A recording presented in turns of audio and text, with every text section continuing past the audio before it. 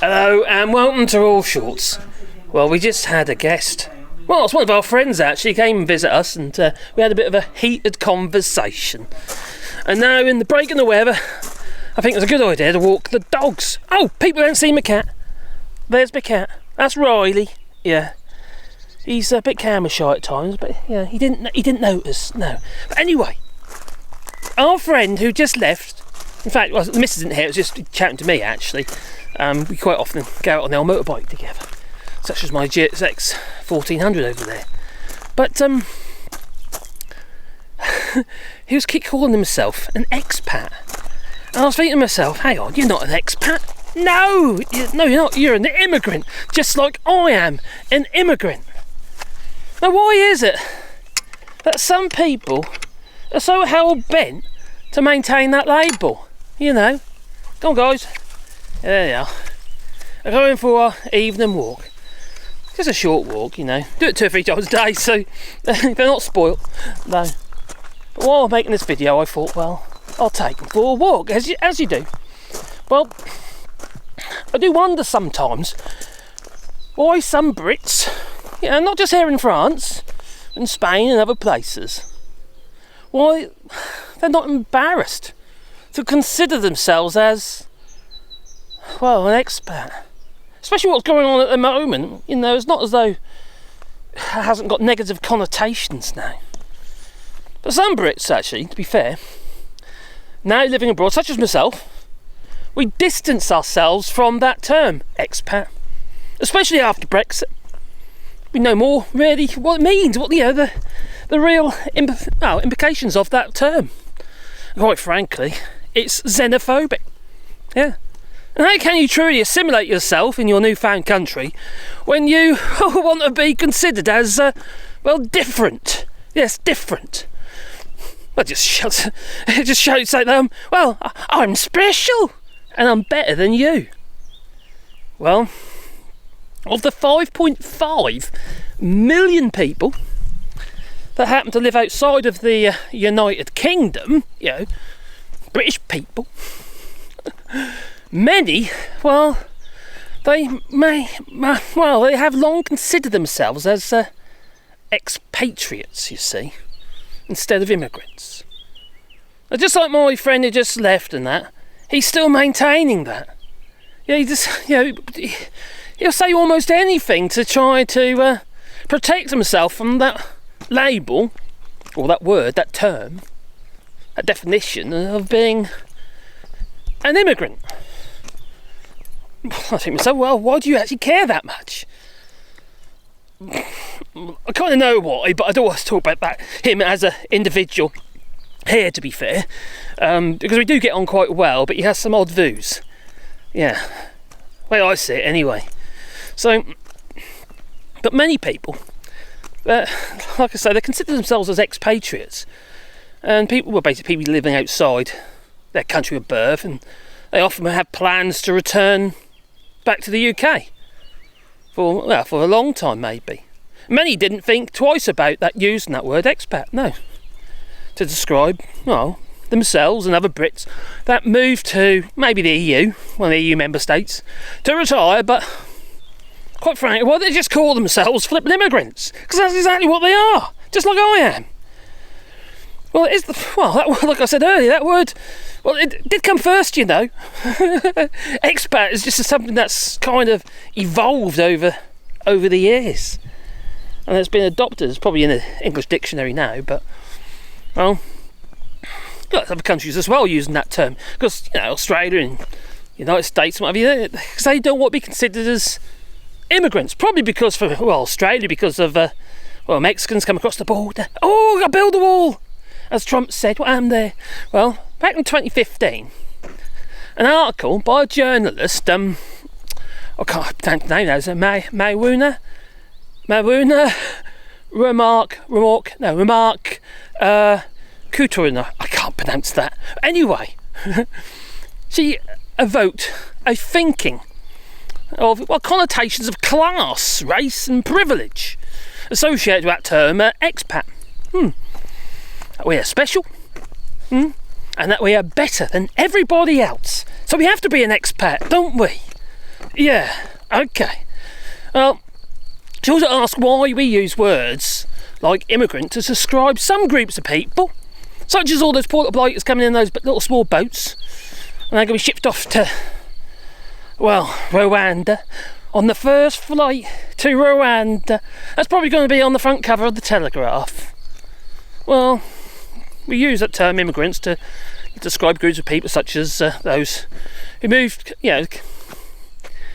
countries and what have you. And we kind of reserve that expat for those who are white, Western, and sometimes wealthy. That counts me out. I must be immigrant. Well, Katunen suggests that the word expat allows Brits to distance themselves from other groups. Yeah, and therefore avoid any negativity, often unfairly associated with migration. Well, we know they're a net benefit, don't we? Facts are out there. It's not. Yeah, oh, that's nice. Why do you have he's on the poo, by the way. Yeah. Oh, okay. You finished now, have you? Okay, I can show you. He just had a poo. When are you going to do a poo, Sebastian? Oh, we had one already. And my Pandora. There they are. There she is. Hello, Pandora. See, they are not immigrants and they're not expats because they're French dogs. That they are. Yeah. They're natives. But quite frankly, though, what if you are a British-born black person, for instance? Are they immigrants? A migrant, or are they an expat? If, say, for instance, a British-born black person, moved to Spain, what if you saw them? Would you consider them as an immigrant or an expat? So that kind of proved my point. If it was an immigrant, because the word immigrant has been, well, it's been demonised by people. Immigrants what have you, demonised just by association. And the Home Secretary, Sue Ellen Braverman, well, she hasn't helped, has she? No. By further labelling anyone who arrives in a small boat, and not via the non-existent safe routes, as illegals. Well, even so, post-Brexit, many Brits living abroad, such as myself, we're distancing ourselves from, that made-up word, expat, or expatriate. Now, it's like they have woken to the bigotry. I know I have, and it's been really, slap in the face it's been since Brexit, have you, make you really realise how sinister it all is, really, and understand the origins of that term, in the hope to we hope to sort of disassociate ourselves with any form of racism. To be honest, we make mistakes, we all do, don't we? I understand that, just ignorance. I can be ignorant sometimes, quite often in fact. I'm rather stupid. Leave it in the comments down below. But there are other white Brits who embrace the term expat and rants while surrounded by, coronation butchers' aprons, little plastic flags, Union Jacks. And that's, while they're ranting about that, the gollywogs that were in the Gray's pub, as though it was some kind of, it was culture, it's our history. Yeah. And not a symbol of our racist past, slavery and what have you. It's a bit horrible, really, isn't it? And then, quite frankly, let's be honest, people who think like that, they are rather special. They really are. It's really, really special. And unfortunately, they're everywhere. And they're here in France as well. I thought it was just Spain. No, we've got some here. Not quite as many, I don't think, no. And they still have this rather dogmatic view about that word expat. Because they just don't want to be associated with immigrants. That's quite horrible, in fact. They'll whinge and whine. They're overtaking the country. Oh, that's why I left. What the hell? What do you think you've just done? What do you think Barcelona, the people in Barcelona, you know, they want to put a stop to it? House prices have shot up since Brits and what have you have moved abroad. Immigrants, I'd say, not expats. Well, oh dear me, these people are not for the turning though.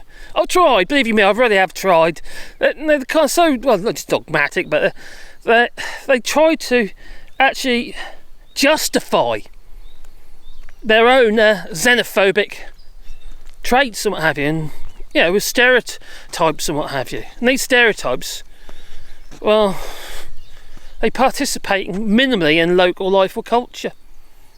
Now, generally, we were creating this, well, little England in the sun.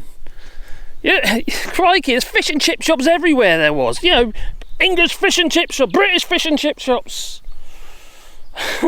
pubs and what have you. Well, not anymore, no, they've been taken over in Spain by the Belgians. It's like Mills and Fritz and that.